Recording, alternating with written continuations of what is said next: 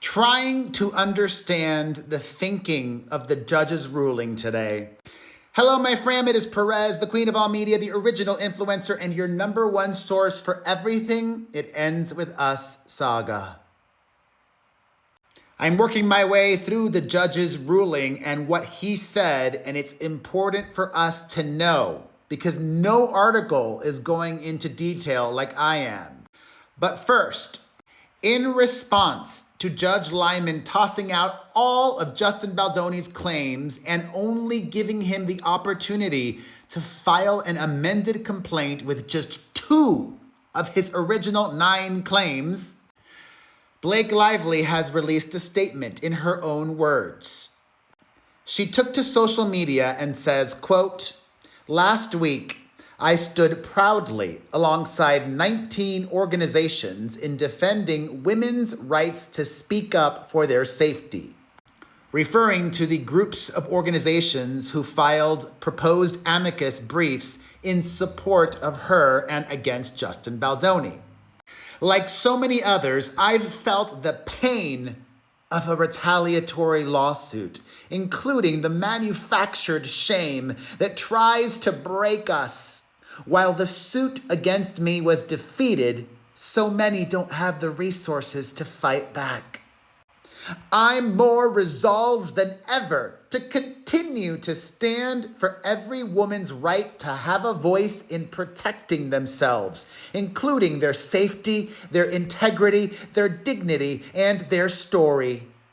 With love and gratitude for the many who stood by me, many of you I know, many of you I don't, but I will never stop appreciating or advocating for you. Well, you did not have my support, Blake Lively, because I know how things work in show business. She was out of line. She was the problem. It's just so crazy. But let's get behind the crazy, all right? Where we left off. I already explained why the judge believes there was no extortion and why there was no defamation either. I made multiple videos today about all of this. We left off where the judge was talking about Ryan Reynolds and how Ryan Reynolds called Justin Baldoni a sexual predator to his former agency, William Morris Endeavor. And WME then later dropped Justin Baldoni as a client, but they still represent Blake Lively and Ryan Reynolds.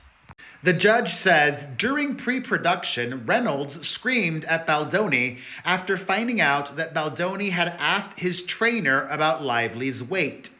This per the Wayfarer first amended complaint. Reynolds then later yelled at Baldoni and demanded that he apologize for actions that never happened in connection with the return to production demands, becoming further enraged when Baldoni refused to apologize. Given that the return to production demands concerned Baldoni's alleged inappropriate behavior towards Lively, the obvious inference is that Reynolds was yelling about Baldoni about this alleged behavior. These facts tend to suggest that Reynolds believed that Baldoni inappropriately commented on Lively's body and then engaged in inappropriate predatory actions toward Lively during filming. So, because Reynolds believed what he was saying was true, and because the Wayfarer parties cannot prove actual malice, Ryan Reynolds is off the hook. The judge argues the Wayfarer party's theory of the case is that Reynolds, Sloan, and Lively all knew Baldoni's behavior was appropriate, but conspired to exaggerate and fabricate events that had occurred on set.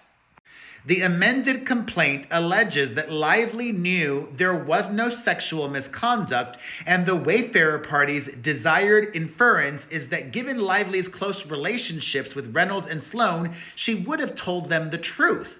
But the court cannot simply infer on the theory that Lively knew her allegations were false, that Reynolds and Sloan would also have known them to be false. And the judge also brought up additional statements made by her publicist, Leslie Sloan. Remember, such as telling a reporter, the whole cast doesn't like Justin, nothing to do with Blake. The judge argues these statements cannot reasonably be interpreted as stating actual facts. What the fudge? She told this to a journalist. I would interpret that as a fact, according to her. The judge instead calls this Sloan's hyperbolic defense of Lively, and that the statements cannot be taken as literal assertions. Rather, they convey a general view that Baldoni is disliked and the cause of any problems. Oh, God. Additionally, the judge ruled that Blake is not responsible for any statements made by her husband or her publicist.